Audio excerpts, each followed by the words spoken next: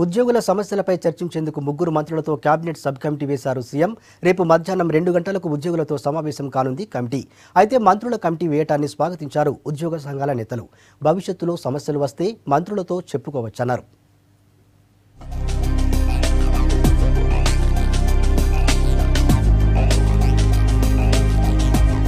ఉద్యోగుల సమస్యలపై చర్చించేందుకు కేబినెట్ సబ్ కమిటీని నియమించారు సీఎం కేసీఆర్. ముందుగా తానే డైరెక్ట్ గా ఉద్యోగులతో చర్చించాలని నిర్ణయించినా ఆ తర్వాత ఈటల నేతృత్వంలో కమిటీ వేశారు.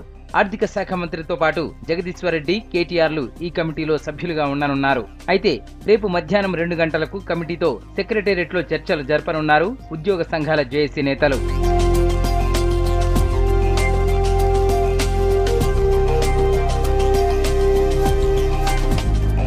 సీఎం కేసీఆర్ మంత్రుల కమిటీని వేయటాన్ని స్వాగతించారు ఉద్యోగ సంఘాల నేతలు. మొత్తం 18 డిమాండ్లపై మంత్రులతో చర్చిస్తామన్నారు. సత్వరం సమస్యల పరిష్కారానికి కోరుతామన్నారు. భవిష్యత్తులో కూడా ఏమైనా సమస్యలు వస్తే మంత్రులకు చెప్పుకునే అవకాశం ఉందన్నారు. గౌరవనీయులు పెద్దలు ఈటల రాజేందర్ గారి నేతృత్వంలో కేటీఆర్ సభ్యులుగా, జగదీశ్వర్ రెడ్డి గారి సభ్యులుగా ఏర్పాటు చేసినటువంటి మంత్రుల కమిటీని మేము స్వాగతిస్తా ఉన్నాం. ఎందుకంటే ఇలా 18 అంశాలతో కూడినటువంటి డిమాండ్లపై తెలంగాణ ఉద్యోగులు జేఏసీ ఇచ్చినటువంటి డిమాండ్ల నోటీసును ఇలా ప్రభుత్వం పరిశీలించడానికి కమిటీ వేయడం అనేది ఇలా తెలంగాణ ఉద్యోగులకు సానుకూలత వ్యక్తం చేసినట్టుగా మేము వ్యవహరిస్తా ఉన్నాం. అంటే ప్రధానంగా ఇలా కాంట్రిబ్యూటర్ పెన్షన్ సిస్టమ్ రద్దు కొరకు ఆ ఉద్యోగులకు గ్రాట్యుటీ చెల్లించాలనేది ఒక అంశం.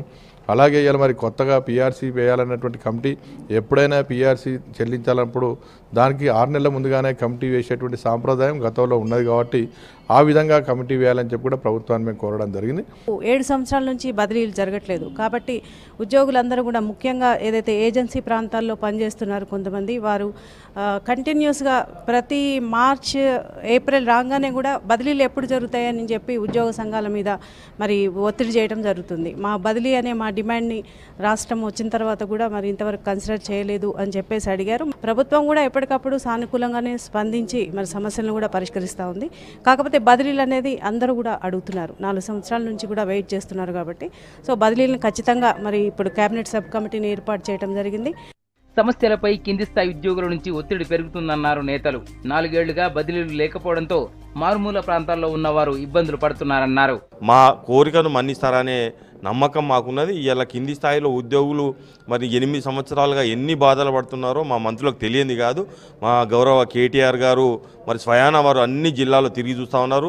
ఆర్థిక శాఖ మంత్రి ఈటల రాజేందర్ గారు అయితే ఉద్యమానికి నాయకత్వం వహించిన మంత్రి ఉన్నారు. జగదీశ్వర్ రెడ్డి గారు అయితే విద్యార్థి సంఘం నుంచి పోరాటం చేసి ఇలా మంత్రిగా ఎదిగిన వారు ఉన్నారు. వారి సమక్షంలో సంపూర్ణంగా మా 18 సమస్యలు పరిష్కారం అయితే అయిన ఆశాభావాన్ని మేము వ్యక్తం చేస్తున్నాం. మొత్తం 18 డిమాండ్లపై రేపు ఉదయం 11 గంటలకు టీఎన్జీఓ భవన్లో సమావేశం కానున్నారు ఉద్యోగ సంఘాల జేఏసీ నేతలు. మంత్రులతో ఏం చర్చించాలనే దానిపై ఈ సమావేశంలో నిర్ణయిస్తారు.